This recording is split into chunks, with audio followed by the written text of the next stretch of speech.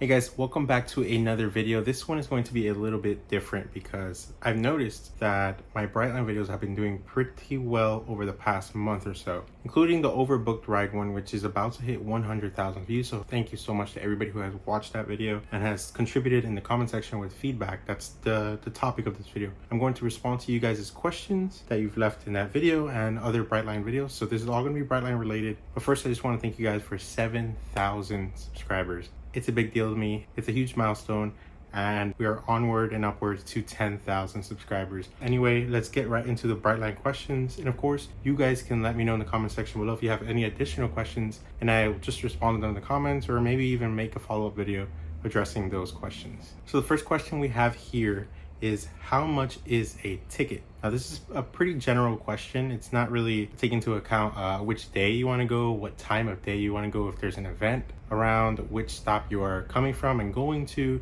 All of that factors into the price point. But generally, smart class is obviously the cheapest option. It is just like general boarding and pay for your amenities, and you have no access to premium lounge. So I've seen it as low as, like, I want to say as low as $6.50.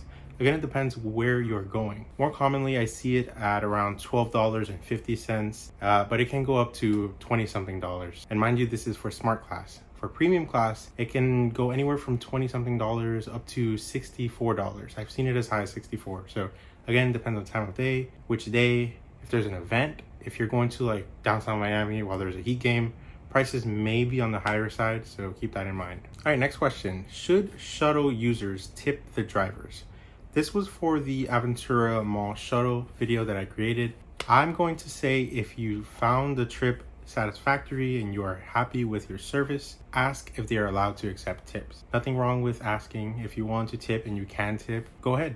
But it is not expected from you. So just keep that in mind. You don't have to tip. This next question talks about them waiting for the escalators at Aventura Station to work, which they do. At first they didn't, and that caused a delay on the station opening, but they are 100% functional now.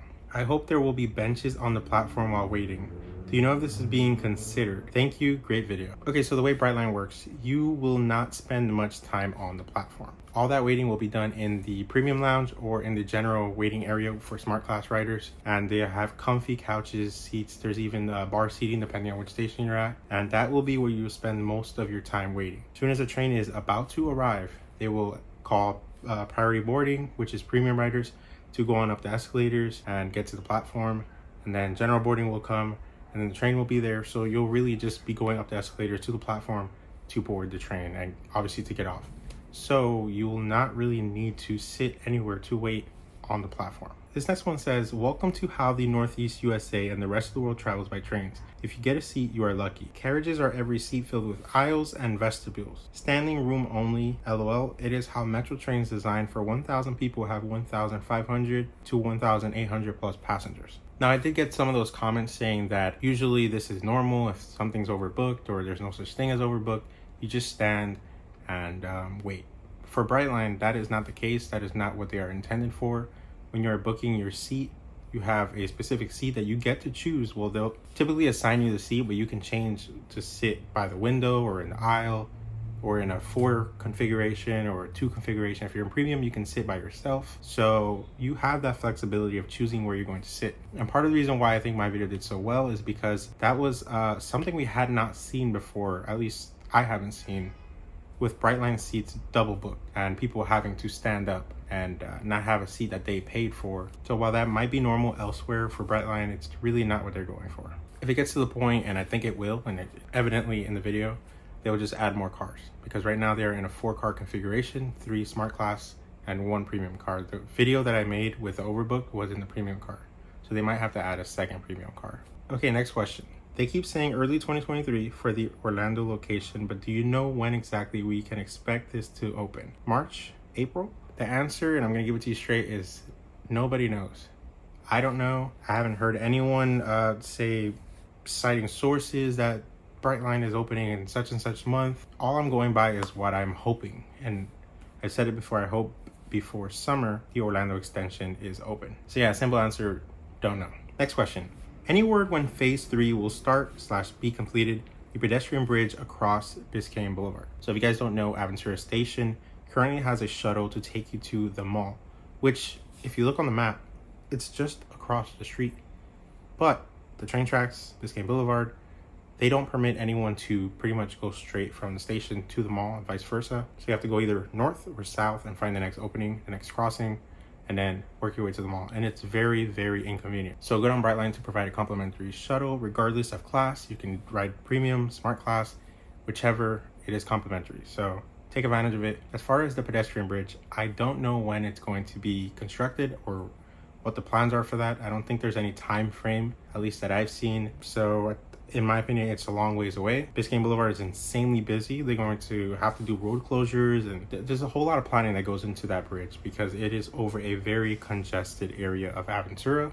So I don't know, maybe next year. All right, do you know if Brightline plans on adding GPS tracking to their vans? I know the other buses in Miami and from Fort Lauderdale have tracking on their buses so you can see them on a map and have approximate ETA to the mall. So I know what they're talking about. There are some buses that have trackers on them where you can go onto a dedicated app and see where they are at, so you're not left wondering where the bus is. Sometimes they get caught up in traffic and you just think you either missed a bus or you just want to know where it's at just for planning purposes. So Brightline does have that. For example, if you're going to schedule a pickup from your house to the station, as they're getting closer, it'll be a map that shows their location and it'll show you exactly where that is. As for the shuttle to Aventura Mall and back, there wasn't a tracking that was available on the app or anywhere. In fact, if you watch the video, you can see me kind of stressing, wondering if I'll be late to the station, and they did come on time. But I think it would provide peace of mind to passengers if they can track that shuttle from Aventura Mall to the station, just for planning purposes. Obviously,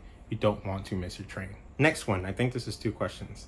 Is Boca Raton the farthest we can get to from Miami? When will Orlando Station will be done? I'm so anxious. The second one we already addressed. No one knows, but for the first part, the farthest north you can get is West Palm Beach. So it goes Miami, Aventura, Fort Lauderdale, Boca Raton, and West Palm Beach. Those are the 5 stations currently in service. By the way, if you made it this far in this video, thank you so much. First of all, we're going to continue, but leave a like, subscribe, and hit the bell button. You'll be notified every time I upload a new video. Let's get back to it. This person wants to know what the difference between premium and regular seats is, and that my video changed their mind entirely about the experience. Okay, so if you are a smart class rider, you are going to wait in the general area in the stations. You will not be provided any complimentary snacks, drinks, beer, wine. That is reserved for premium guests who are in a dedicated premium lounge where they have their own private section with, like I said, snacks, drinks, and all that good stuff. Now those amenities carry on to the train itself. So if you're premium, you will also get snacks, beverages, stuff like that, even like a little small meal that they were giving. I wouldn't call it a meal, a snack. All complimentary to premium, whereas smart class has to pay on the train. There's also a difference in seat size. I believe it's like 19-inch seats for smart class and 21-inch for premium. Not a big difference. There's also in premium class the option to sit by yourself. So you'll ride on like one side of the train and just like a row of just single seats versus smart class where you just have the 2-seat configuration and the 4-seater with the table in the middle. Everyone that asks, I tell them to just try premium at least once because realistically it is expensive. So if you're going somewhere, do premium there, smart back, or smart there and premium back, but just try it once. Okay, how much is a ticket from Miami to Boca Raton? So again, this depends on what time or day that you're going. So for this comment, I did respond at the time, December 29th, and I said that smart class was going for $12.50 at the cheapest, premium $52, and that is one-way price, by the way. The most expensive for both classes was $39.50 for smart and $64 for premium. Again, it fluctuates depending on time of day and the actual day. Are the rail cars wheelchair friendly? Yes. It's actually on their website. They accommodate wheelchairs, walkers, and other assistive devices. This next one is kind of long. Do you actually contact, for instance, Brightline about the stuff they could do better, or send them your videos or anything? Hate YouTubers who just make content like train trip reports and then don't work for bettering the problems they themselves address in the video by contacting the operators who don't watch even the biggest YouTubers. We all know what all the world problems are and how to solve them. It's just about the will to spend money on the right things. So I will admit, I do not contact Brightline directly regarding any problems I encounter. So for the overbooked one, I tend to tag them on my social media pages, and I think they did like this video. They like the post about the video. And of course, they do provide the tickets complimentary to me, just so I can share my experience with you guys. So I would imagine that if they provide these complimentary tickets, that they would watch my videos, especially when the title is about overbooked rides. And then my thumbnail saying, fix this. I think they saw it, but I personally did not reach out to them to tell them about the issue. What is your facial expression supposed to be in the thumbnail? Are you smiling or not? Again, this was for the overbooked ride. I pretty much just had like a blank face in the thumbnail. And then the guy that was standing that I gave my seat to was kind of off to the side. It was a picture that I did take with the intention of making it the thumbnail. But I will tell you guys, going into that video, the focus was showing you guys the Boca Raton station. It was unfortunately overshadowed by the overbooked situation, and I kind of pivoted to that with the title, thumbnail, and theming of the video. But I did show you guys the Boca Raton station, which was the ultimate goal in the beginning. But I felt that attention needs to be brought to this situation because going forward, Brightline needs to accommodate the influx in passengers, people who are now just learning about Brightline. And obviously for the Orlando station, we do not want any problems with something that takes about 3 hours. So yeah, that's gonna do it for this video. Thank you guys so much. If you guys enjoyed this format, let me know in the comments. If you have any additional questions about Brightline, let me know in the comments and I will reply to every single comment, or I'll probably make a follow-up someday. I know there's gonna be a lot of questions between now and when Orlando opens, so maybe I'll provide another update, who knows. But if you wanna stay tuned for whatever comes out of this channel, subscribe, hit that bell button. It's free and it supports me as a creator. And yeah, with that said, thank you so much for watching, and I'll catch you guys in the next video.